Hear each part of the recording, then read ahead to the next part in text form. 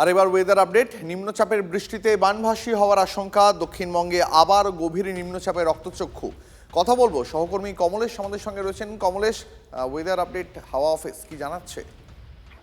দেখো, এই মুহূর্তে সবচেয়ে চিন্তা যে তিনটে জেলা নিয়ে, একটা পূর্ব মেদিনীপুর, একটা পশ্চিম মেদিনীপুর আর একটা ঝাড়গ্রাম, এই তিন জেলায় এর আগের নিম্নচাপেই প্রচুর বৃষ্টি হয়েছিল এবং এই নিম্নচাপের জেরে গতকাল বিকেলের পর থেকে টানা বৃষ্টি হয়ে চলেছে এবং এই দুই মেদিনীপুর এবং ঝাড়গ্রামের অনেক জায়গায় ইতিমধ্যেই জলমগ্ন এবং তার সঙ্গে উড়িষ্যা লাগোয়া উড়িষ্যার যে জল, বিশেষ করে সুবর্ণরেখার জল, ওই গোটা অঞ্চলে একটা দুশ্চিন্তা বাড়াচ্ছে।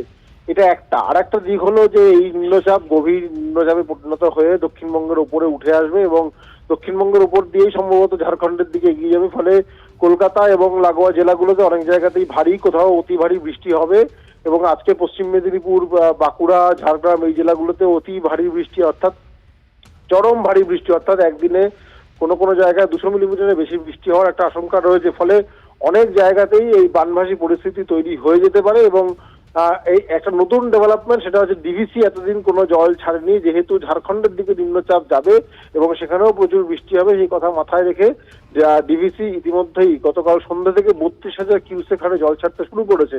যদি ঝাড়খণ্ডে প্রচুর বৃষ্টি হয়, এই জল ছাড়ার পরিমাণ যদি বাড়ে, তাহলে দামোদর উপত্যকায় অনেক জায়গাতে, বিশেষ করে হাওড়া হুগলিতে নতুন করে একটা দুশ্চিন্তা তৈরি হতে পারে।